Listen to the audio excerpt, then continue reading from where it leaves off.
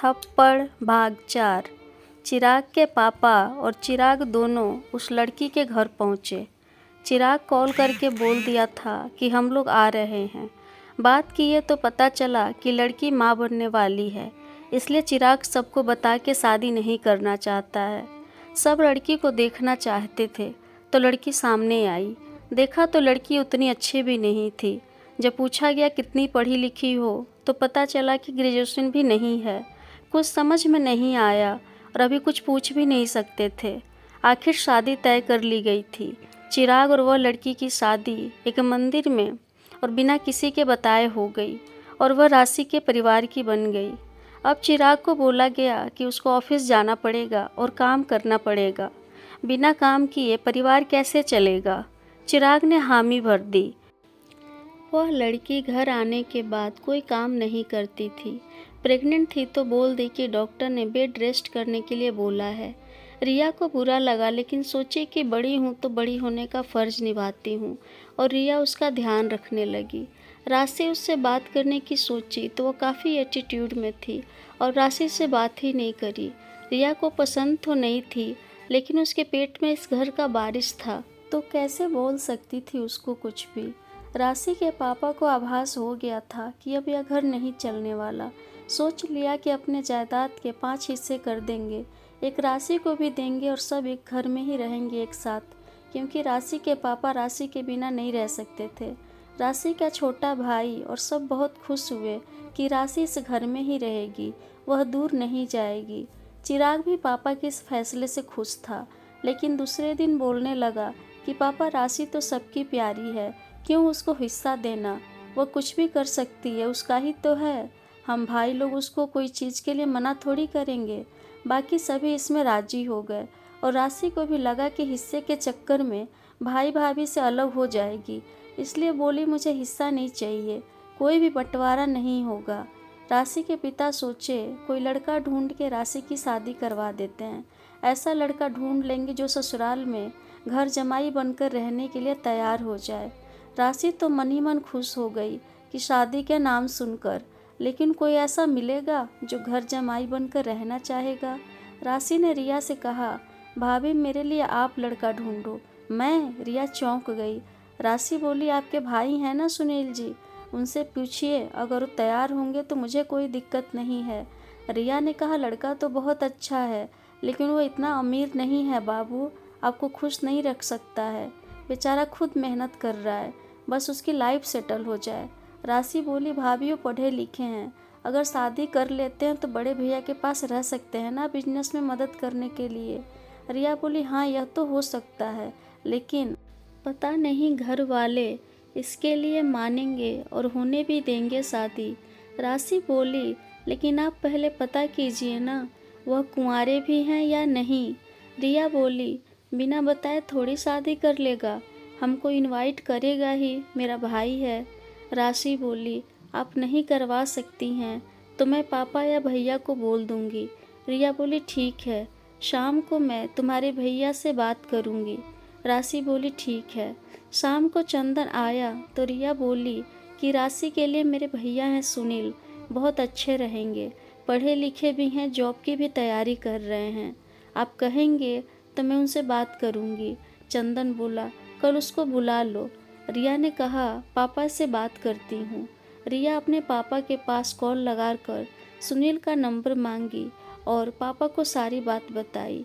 पापा खुश होकर बोले, अगर ऐसा हो सकता है तो बेचारे को सहारा मिल जाएगा, अच्छा है, वो मना नहीं करेगा, कर लेगा शादी। रिया ने सुनील को कॉल लगाया, बोली, कहाँ हो सुनील? सुनील बोला, लाइब्रेरी में था, अभी घर जा रहा हूँ। कौन? बोलिए। अपनी बहन को भूल गए क्या? तेरी दिल्ली वाली बहन रिया।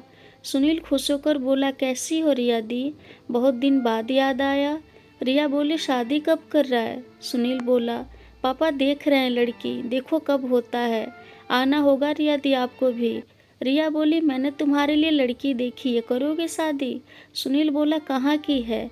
रिया ने कहा, दिल्ली की। सुनील ने मना कर दिया कि मैं दिल्ली के हाई फाई के लिए नहीं बना हूँ दी, गांव की लड़की से करूँगा शादी। रिया बोली तुम कल मेरे घर आ जाओ, मैं तुमको एड्रेस भेज रही हूँ। सुनील बोला सच में कोई काम है क्या? रिया बोली बहुत ज़रूरी। तुम कब तक आ जाओगे फिर? सुनील बोला कब तक आना है? रिया ने कहा 9 बजे तक।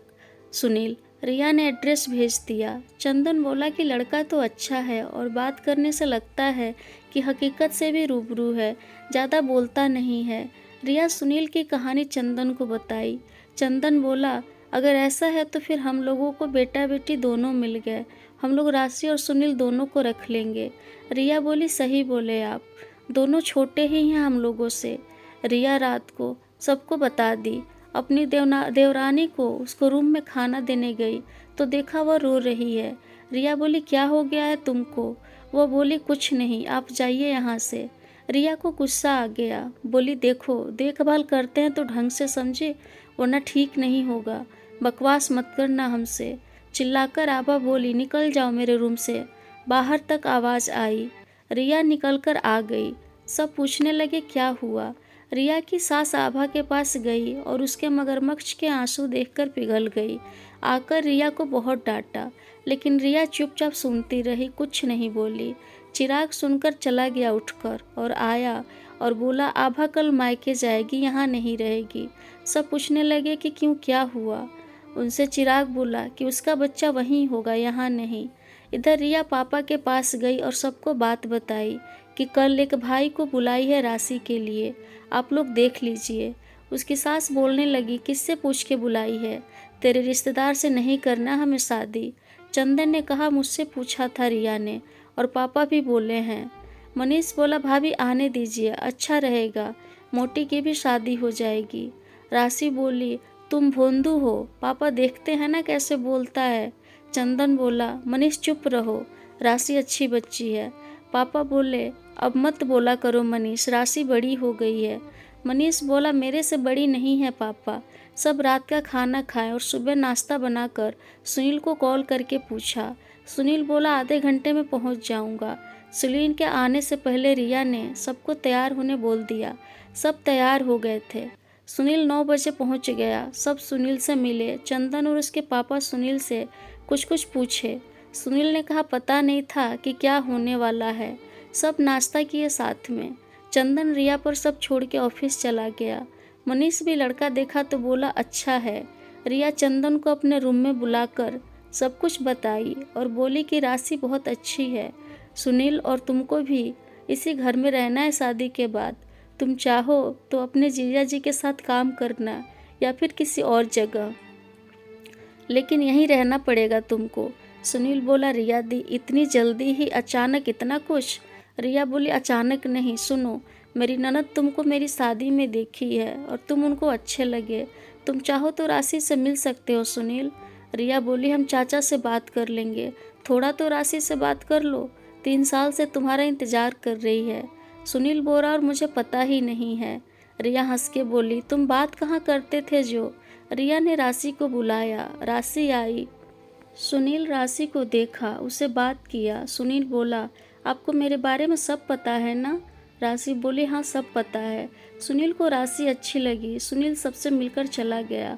वह खुश था। रिया गांव में चाचा से बात की। चाचा के घर वालों को लगा कि वहाँ रहेगा तो हिस्सा नहीं देना पड़ेगा, तो उन लोगों ने तुरंत हाँ कर दिया।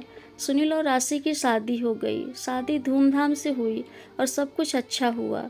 दोस्तों आगे की कहानी अगले भाग में। अभी तक आपको कहानी कैसी लगी कृपया कमेंट करके बताएं, लाइक करें, शेयर करें, और अभी तक चैनल को सब्सक्राइब नहीं किया है तो आगे की कहानी देखने के लिए प्लीज़ सब्सक्राइब करें।